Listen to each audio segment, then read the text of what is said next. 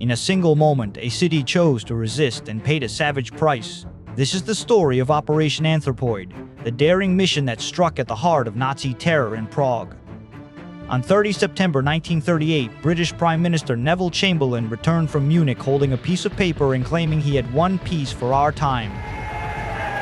With the settlement of the Czechoslovakian problem, which has now been achieved, Czechoslovakia had been betrayed. Months later, Nazi Germany occupied the rest of the country and installed a ruthless enforcer, SS-Gruppenführer Reinhard, from exile, and intelligence chiefs planned a single, high-risk action Operation Anthropoid to remove Heydrich and prove that Czech resistance would not die. What followed was an assassination, a brutal wave of reprisals, and a final stand that would become one of the defining acts of wartime defiance.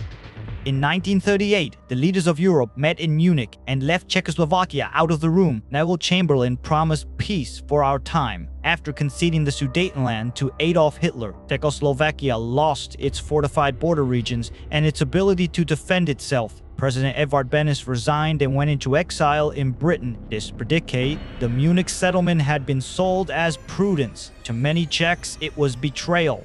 Beneš refused to accept that fate. He began to organize a government in exile and to work with British intelligence. An open question remained. Could a single act change the calculation of power in occupied Europe? By 1941, Edvard Beneš and the Czechoslovak intelligence chief František Moravec were working with MI6 and the Special Operations Executive. They planned more than an assassination. They demanded a symbolic blow proof that Czechs and Slovaks were fighting alongside the Allies. The target was Reinhard Heydrich. Heydrich had arrived in Prague in September 1941 and ruled with martial law and terror. He had banned civic movements, ordered executions, and declared that those who would not submit would be sent to concentration camps. The name Butcher of Prague followed him. If Heydrich fell, the exiled government hoped to shatter both Nazi prestige and the myth of Czech passivity. On 29 December 1941, 3 parachute teams left the Halifax bomber over occupied Bohemia. 2 teams were meant to restore communications and support sabotage.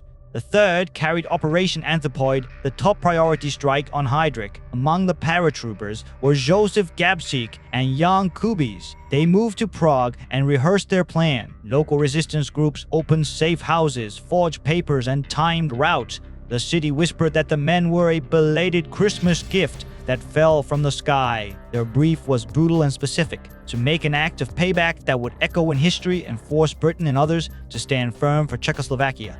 On the morning of 27 May 1942, Reinhard Heydrich drove his daily route to Prague Castle. At the tight bend in Liban, later called Heydrich's Curve, the car had to slow. Josef Gabčík stepped into the road with a Sten gun. At point-blank range, the weapon jammed and failed to fire. Heydrich ordered his driver to stop and drew his pistol. Jan Kubis threw a hand grenade. The blast struck the car and sprayed metal into Heydrich's body. Chaos followed. Shots rang out. The driver Johannes Klein chased Gabčík, and the assassin slipped away. Despite mechanical failure, the mission had cut down its target, but the consequences would be immediate and savage. Prague slammed shut. Raids, curfews, and mass arrests swept the city. Heydrich lingered after the attack but died on 4 June 1942 from infection and trauma. The occupiers answered with calculated brutality. They erased Lidice, a village that had no link to the attack, as a warning. 173 men from Lidice were shot. Most women were deported to Ravensbrück. Children were torn from their families. 82 were murdered in gas fans at Chelmno, while a few were selected for Germanization. Homes were burned and the ground bulldozed. The Nazis intended to make the name Lidice disappear. Instead, it became a worldwide cry against Nazi terror. The city's resistance network had new cracks, betrayal, and pressure began to show. On 18 June 1942, the German search ended at the church on Reslover Street. Harold Kurda had betrayed the network for Nazi blood money. At dawn, roughly 700 troops surrounded the building. 7 men inside split into positions. Adolf Opalka, Jan Kubis, and Josef Bublik defended upstairs. In the crypt, Josef Gabčík, Josef Valšik, Jaroslav Svark, and Jan Huby held out in near darkness. They were compressed into a stone chamber with a single vent. Fire hoses flooded the crypt. Tear gas choked the air. After 7 hours, with ammunition gone and water rising, the survivors faced a choice: They refused to surrender. Witnesses later remembered their cry, "We are Czechs, we will never surrender." The cost was enormous. Yet the act of refusal transformed international opinion, Lidice provoked outrage, Britain severed the illusion of Munich, and the moral case for Czechoslovakia's revival gained strength. Operation Anthropoid had not only killed a Nazi official, it had forced the world to confront what Nazi rule truly meant.